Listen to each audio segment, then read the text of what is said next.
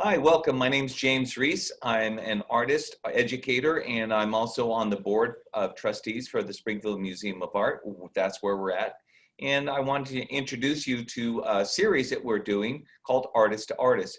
Our first artist that we have for you that is here tonight is Emily Fox King. Hi, Emily. How are you doing? I'm great. Great. Thanks so much for taking some time to share your expertise, your perspectives, and answering some of the students' questions. It's fun to be here. Great. Thank you for having me. Let's do it. So, Emily, why don't you talk a little bit about your work and your process? Because I think a lot of the questions that we got relate to that. And then we can kind of fill in any of the gaps with questions that students had specifically that you may or may not address in talking about your work.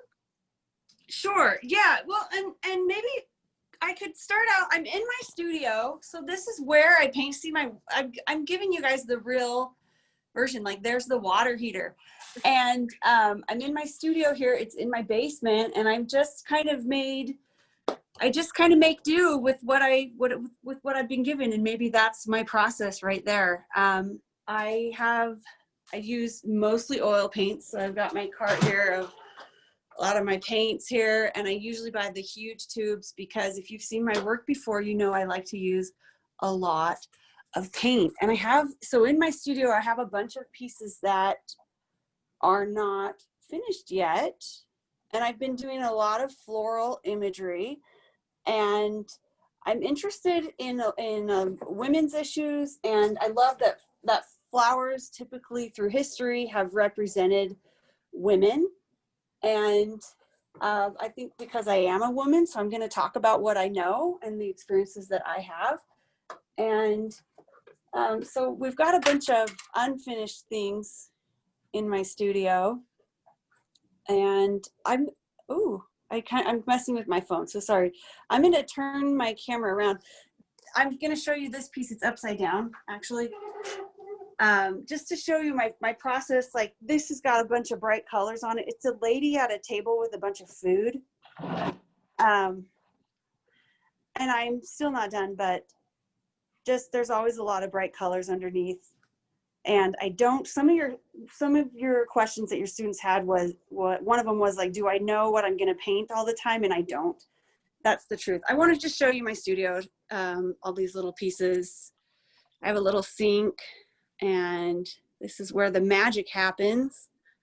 So these are unfinished. And then if we walk in here, I've got all my finished ones. They're just sitting here ready for me to hopefully sell them. So that's, what else?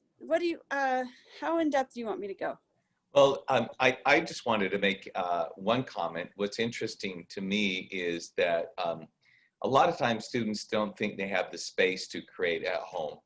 And one of the things that I recommend that all artists, whether they be art educators or their students, is you need to have a dedicated space to create artwork in. I really feel strongly about that.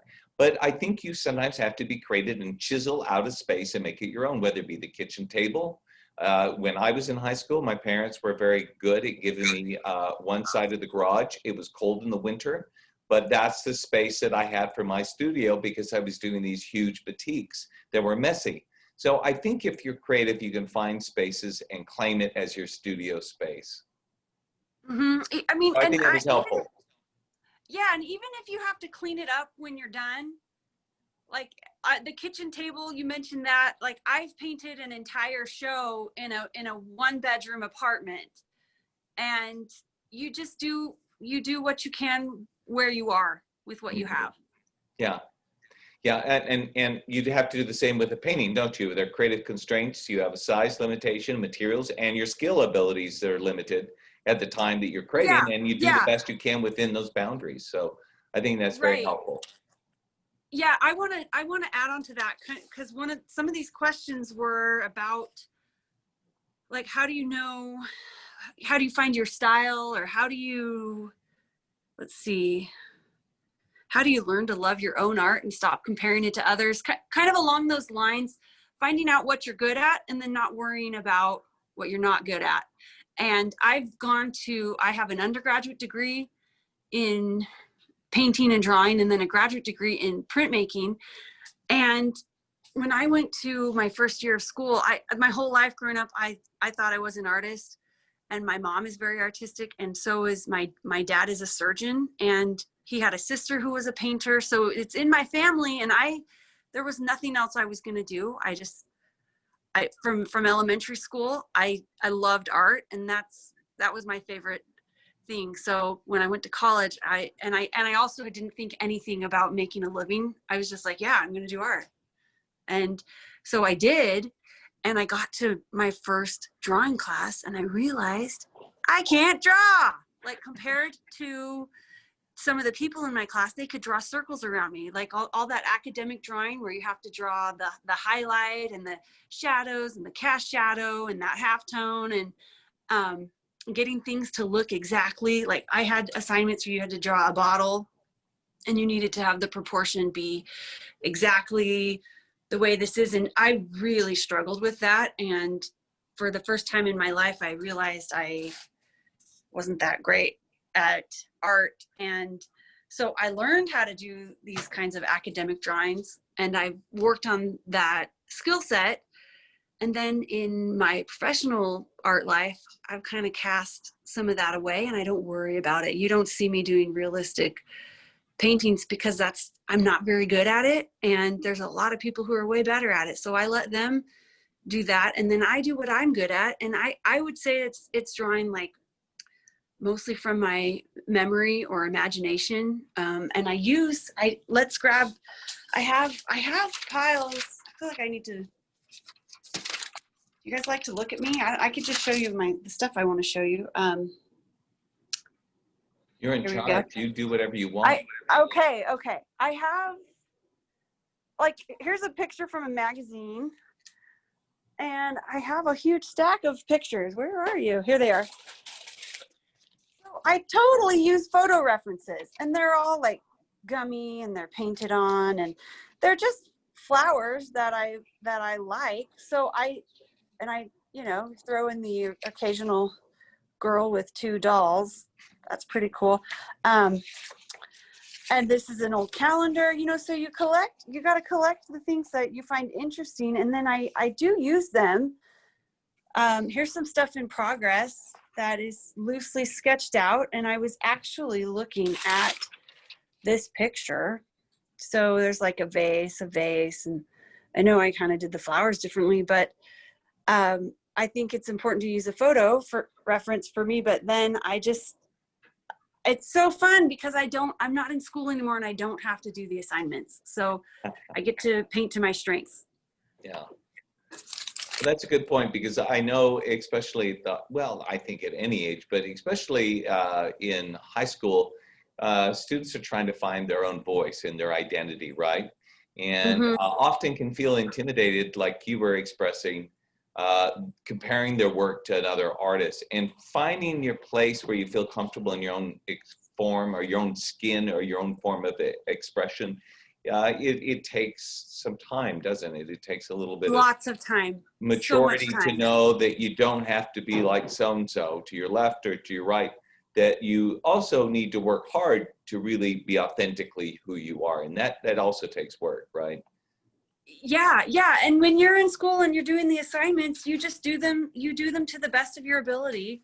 Yeah. And you grab, like, it would be, I would have been a bad student if I hadn't tried to learn to draw representationally. If I was like, oh, that's dumb, I'm just not even gonna do that. No, you go through that process and grab what you can from your teachers, and then through the process of time and more practice, you're going to find out what's the sweet spot for you. Well, and I want to make a point, and maybe you can respond to this, where you have scrap around, but you use it as moments of inspiration. You're not mimicking and copying it exactly. You're using it as a reference material. And I think that's very different. I had a student once recently copy something they found off the internet, an obscure movie. Unfortunately, I knew this German expressionist film, and I go, that's very interesting. I pulled it up and I go, this is exactly the same composition, the same thing. please be yourself. So, you know, finding yourself, but at the same time, that insecurity can drive students to rely on other people's creativity. And that's a big mistake. That happens a lot because we are insecure. And so I'm glad. Yeah. You mean just to copy, like if you just copy word for word. Exactly. But we all always just grab other people's art and grab what we like from it. Yeah. And, there's that but book, not the Steal. entire thing. Have you read that book, Steal Like an Artist? Feel like, yeah. Yeah, Austin. and it talks about that, is that you're getting inspired by things and you're not stealing wholesale what you're seeing. So I just wanted to make that point as you shared your scrap. Yeah. Yeah. Okay, do you want to address some of the other questions that students sent to you? Sure.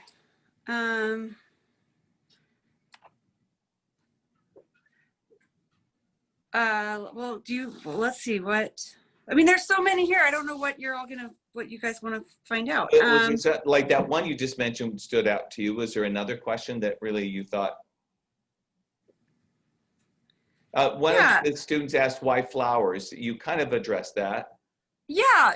Why flowers? Well, the story goes, I told you guys my dad is a surgeon, and I finished grad school and I had painted, or I hadn't even my project in grad school was an installation, and I had made these things out of clay, and I had made videos, and I had constructed this building that you get to walk into, and so I finished grad school, and then was kind of I didn't really know what kind of artist am I. I don't know what I want to make, and I need to work, and I need to get a job, and I need to make money so I can live. And so there were a couple years there where I wasn't on a clear path.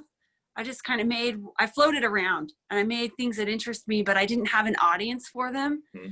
And then I'd moved to different apartments and have to lug all this weird art with me that people didn't find very interesting, I guess.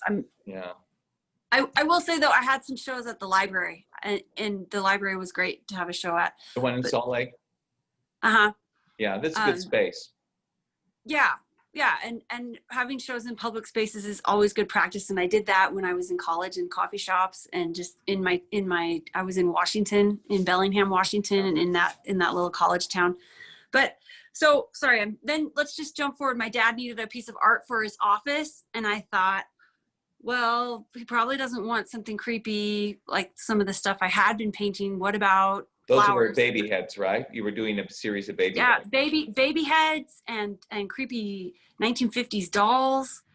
And so that's when the flowers started, and I made my dad a really huge painting for his office, and then his neighbor came over and she really liked it, so we sold it to her, and then I just made my dad another one, and then it seemed like, hey, well, people like flowers, and I don't mind making these because it's really fun. You get to it's an excuse to use a lot of color, and you get to use a lot of texture, and the subject matter is incredibly forgiving. Like if you don't get the rose to look exactly like the picture, it doesn't go, oh, why'd you make my nose like that? It's incredibly forgiving. So I liked that a lot. And so I've just kept going on that, because I think that's where my interests and maybe where I've found an audience, they've lined up right there. We intersect right there. And so I make other things too, but I've stuck with the flowers lately, and I don't know if I will do this forever. It could change. But what has been consistent the whole time has been my painting style, probably. Okay. Well, that's good to know. And one of the several questions are related to your medium. Why do you like working with oils? A lot of high school students don't because it's, cost, messy. They have to be patient to let it dry. Why do you like working with oils? Probably because for all those annoying reasons. Like, it's really messy, and it reminds me of frosting cakes. And by the way, I really love cupcakes and cake. And I think I do like to draw, and I like to, don't you guys all love the satisfaction of like an inky pen, and you just get to draw the lines, and it's so satisfying to draw nice, clean lines. And I love that, but paint doesn't, the oil paint is so thick and chunky, it really doesn't let me do that. So I just kind of exploited that and let it be messy and allowed it to be what it is. So if you change mediums, then the imagery will be a little bit different. So yeah. Okay, and I think you've addressed this a little bit, but I've read a few questions about your process, about your sketching out your compositions. You've shared that you have scrap. I imagine, and I may be wrong, do you just kind of have those scrap and then you just kind of work out the composition as the painting unfolds, or do you do preliminary sketches like a lot of teachers require the students to do? Yeah, well, and I've taught a lot, and I've required my students to do preliminary sketches, and then maybe it's a little bit of a rebellion. I'm like, I'm not going to do those anymore. I love to. I'm going to just go back to my table and here my finished pieces. I love to have it's fun to try to work out the composition as I'm going. And the oil paint is so forgiving because you get to lay it on thick. So if something isn't right, you just cover it up. And so I think that's why the medium and my process are working well for me. Here's my little self-portrait, because it's very forgiving.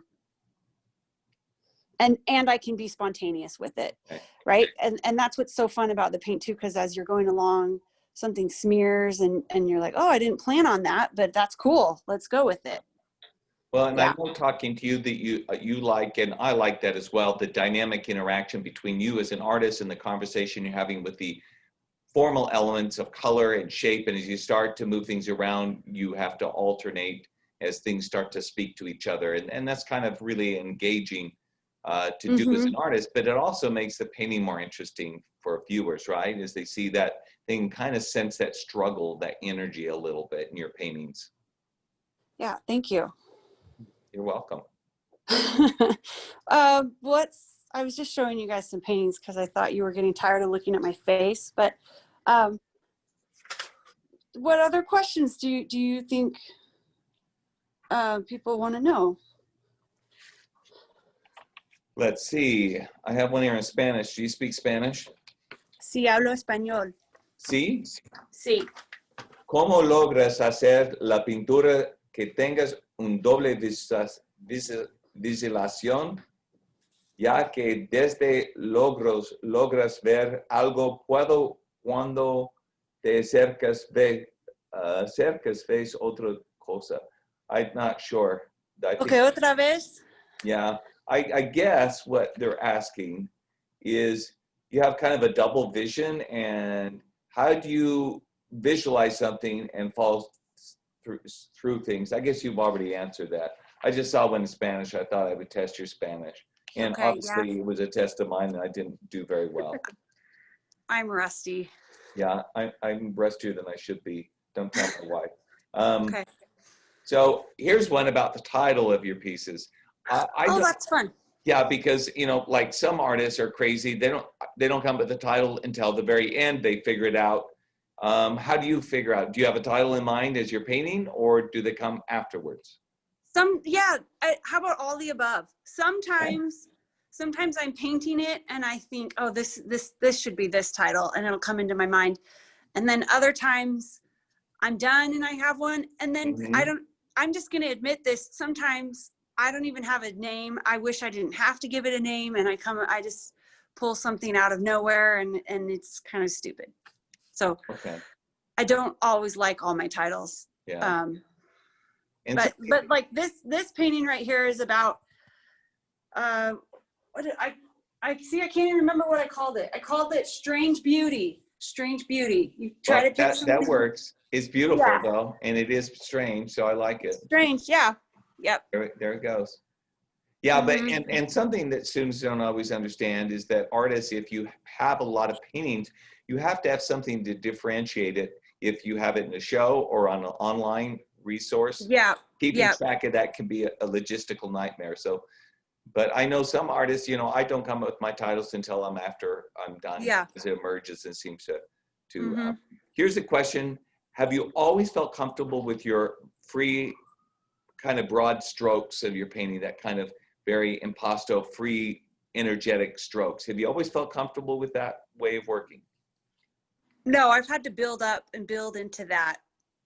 And I of course, in school and starting out, I started out tight, very tight, and just trying to represent the way that I saw the world and the way things are kind of close and realistic. And then I've gotten better at being looser. And lately I've been trying to challenge myself to stop while I feel a little unfinished and I'm feeling insecure and like, oh, maybe I need to go work into that some more. And I've forced myself to stop because maybe it was good and I'm going to ruin it if I go back over it. So I'm trying to be looser. Okay. And so it's you've a process. become more and more comfortable with that. Yeah, through time.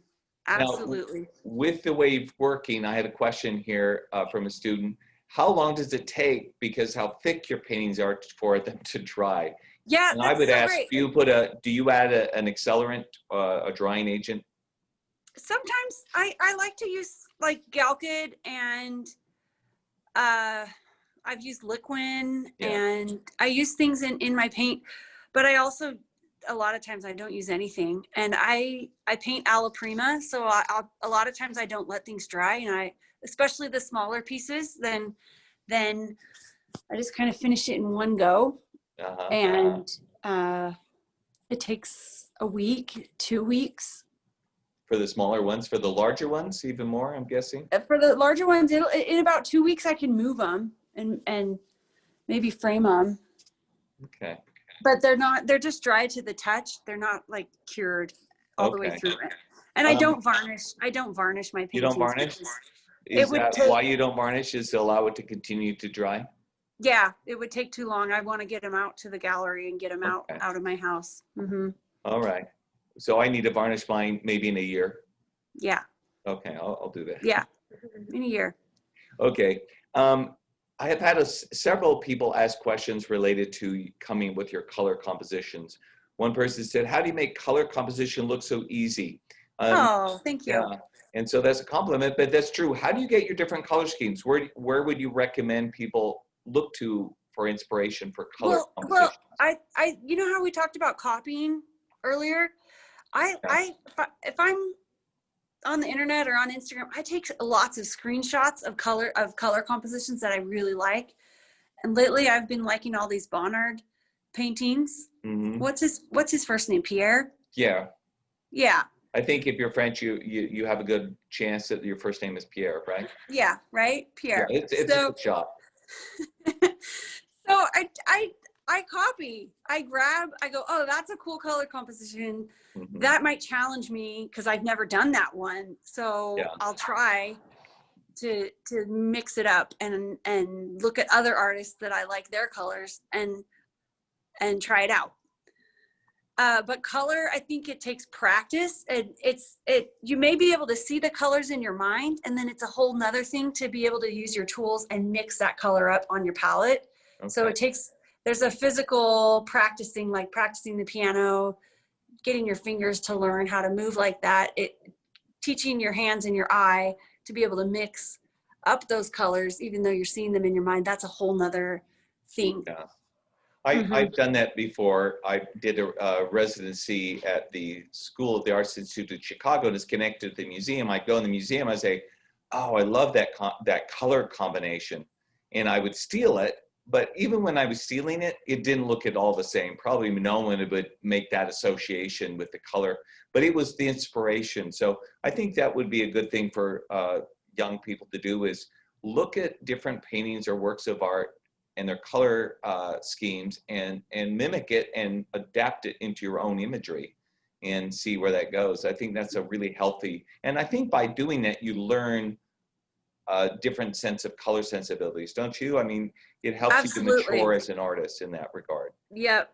And it because as you do this long enough and you get kind of set in your own colors, you're set in your ways, and you kind of have learned how the colors that you have, how they go. And so it can be really fun to challenge yourself and and try somebody else's color palette on for a change. Yeah, I noticed you like a lot of pinks, and I like that. I know. Pinks are hard. I don't know if I have too many paintings with or prints with pink, but yeah. I Right, love but pink. yeah, we see two paintings right behind you. And there's I know. I just finished this one. I'm proud of it. I don't love everything I make, but I challenged myself in this piece to not overdo it. I tried to leave more negative space. Yeah, I really like the white in the lower area. Yeah, thank you. And so I'm enjoying that. I'm actually waiting for it to dry because I wanted to glaze the flowers in the back a little bit so that there would be a tiny hint of depth. Okay. And then as opposed to this piece over here, it's very full and it's got a lot going on. So I was reining myself in here, and I was proud of how it came out. Yeah, and that's a good point. These two paintings side by side, even though the flowers are very different energy, very different compositions, and very different vibe and feel, right? I mean, but very different energy. Yeah, and this one just I have 3 kids, and my daughter did this part all by herself. Good job. And so I let her help me, and she added these. I just love these. I wish I had thought of them, and I just think children are the best. They have the best marks, and she did these brown marks on there. So I tried to copy her a little bit, but I can always tell her stuff is better. Ashley, your art is ready at the front. Ashley. Yeah, we're doing a drive-in art. You know, people are picking it. It was like an In-N-Out burger, but for art. People come for art, right. Yeah, you just pick it up. Your art painting's ready. Here it is. Did you want an order of brushes with that? Oh my gosh, that's funny. Anyway, I have a question. Oh, you're Yes. talking about mark making. So well, I wanted to show you because you can't. I wish you guys could just all come over and hang out with me, but you can't see. Oh yeah, this painting has lots of paint on it for one, and it has a ton of layers, and I didn't know which orientation, so it can actually go vertical or horizontal. And this is like super thick paint in the front. I just wanted to show you that because you can't come and see it in person, and you can't like. Yeah, you really get a sense of the actual texture and dimensionality. Yeah, very. And actually, when I describe your painting process, I do make it. I have made references to like icing a cake, very thick, creamy, and delicious colors, of course. But yeah. Do you use a brush, or do you use palette knives, fingers? I mean, that was a question. Oh, that's so great. I wish I used my fingers, but I just use a brush, which is like, that's a brush. And then I use a knife, and like, that's a knife edge. Yeah. I use both. Okay, awesome. Yeah. Okay, I didn't know that.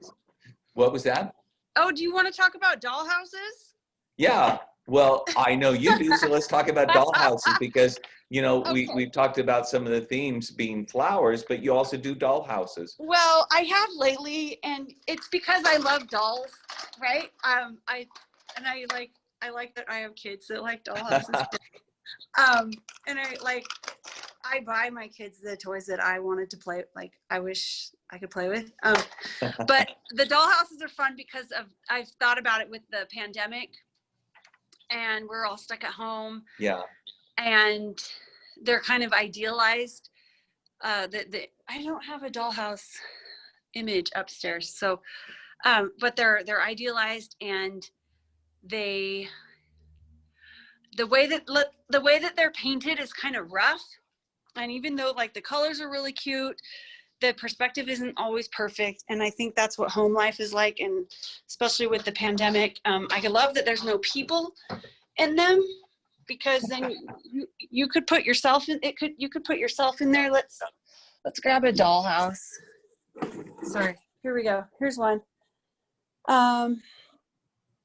And I just think they're very timely for the pandemic, and they're not perfect, and it hasn't been fun to stay home with my kids. It's been making me crazy. And so I think I think it's, if I wanted to be more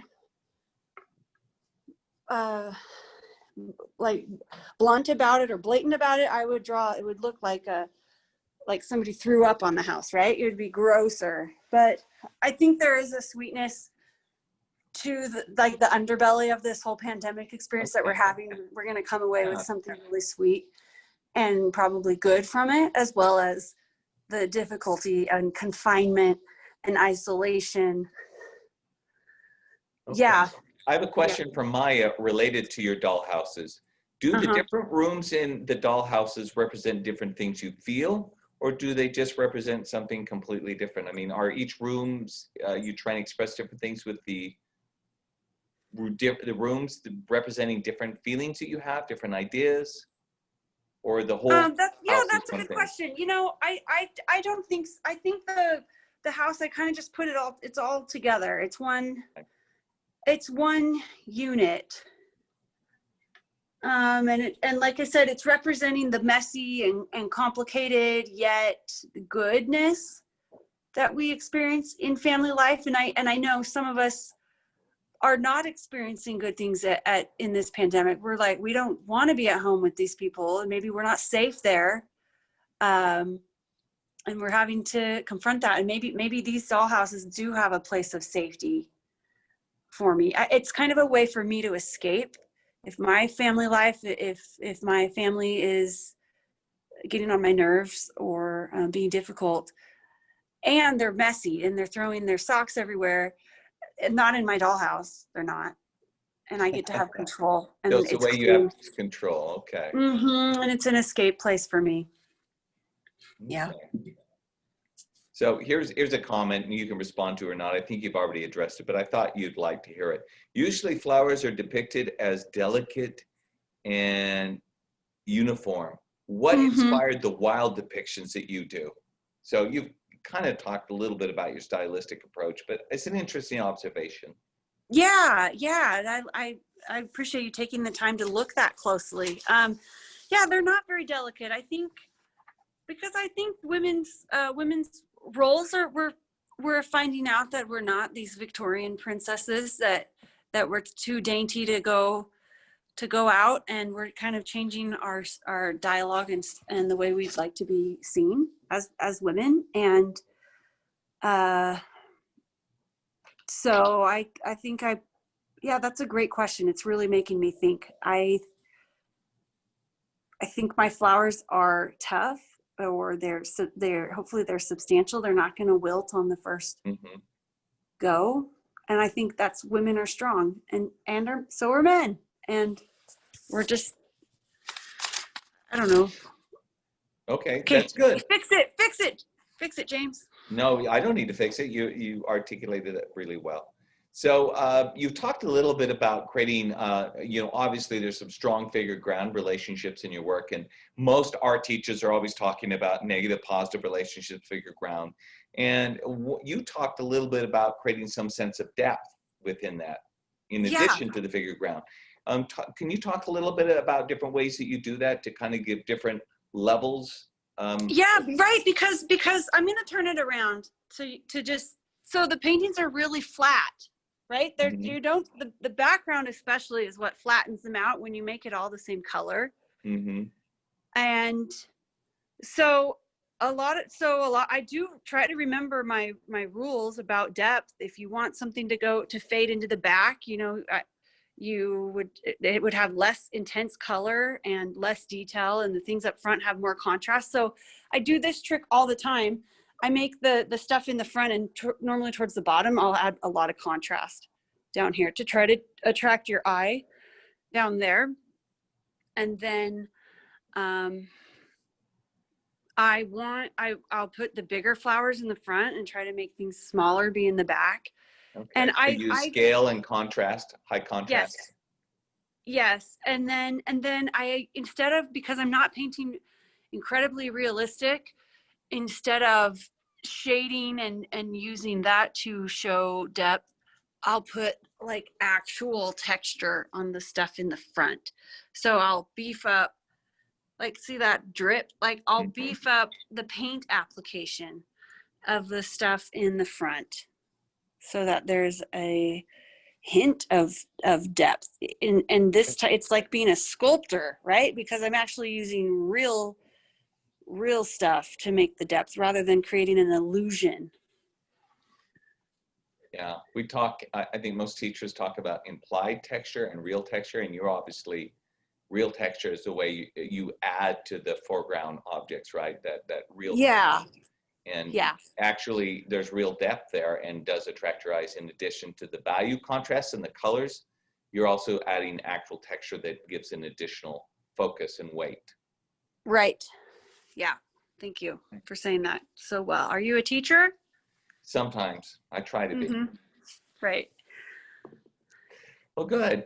Well, it's so fun to talk to you again, Emily. And I always love seeing your paintings. I'm so happy that I have a couple of your paintings. And I'm going to look at them closer now after our discussion. Look for some of those details you talked about. Are there any other things that you wanted to share with students about maybe talk about, because I know as a teacher, I'm always looking, the importance of a sketchbook. Do you carry a sketchbook and do you use it? You know, I do have a sketchbook, and all through high school and middle school, I had a sketchbook. And like you said, my parents were good at like taking me to the art store, and I had a really big sketchbook, and I've always drawn in it. Whoops. Okay. Sorry. I pressed a button. But now I don't really draw in it that much. I think because it's hard for me to quiet my mind as a mother since I've become a mother and I have kids. It's hard to carve away quiet time. So I tend to just jump right into the painting, but it's so important to get your ideas down and go around and keep that sketchbook. And even if your sketchbook is writing lists or it's just writing down ideas, it doesn't have to be drawing. And I just think it's so important to make stuff. I don't really care what you make, but it's important to feed your soul that way. And I use a lot of my art for therapy, and it's very cathartic for me to make it. And that's what I would want for everybody else, is to have that experience of get the joy that you feel from making. Okay, yeah, and I think it's important, especially when you're young, and you probably, when you were younger, used your sketchbook more, but it's a good place to go for ideas. And if you go, for example, I recommend my students go to the paint stores and steal the little paint swatches and find color combinations they like, and they can use that as a reference. But so the sketchbook could be something that they use with those magazine scraps or whatever. It doesn't need to be traditional drawing from life sketchbook. It could be maybe notes or whatever. All right, well, that's helpful. Yeah. Any last parting words? Well, I'm just visualizing, I'm imagining you guys, and you're just lovely. And I just want you guys to make stuff and follow what's interesting to you. And you don't need to know where it's going. You don't need to have the end in mind. You're just going to go through these processes, and you're going to do it a lot, and you're going to evolve and come into your own through time and practice. So that sketchbook is great, and just listening to what you're interested in. And I'm often embarrassed about some of the things I'm interested in. Like, I've been drawing girls in like ball gowns since 3rd grade, and I would draw a little line like for their cleavage, and I was always embarrassed about that.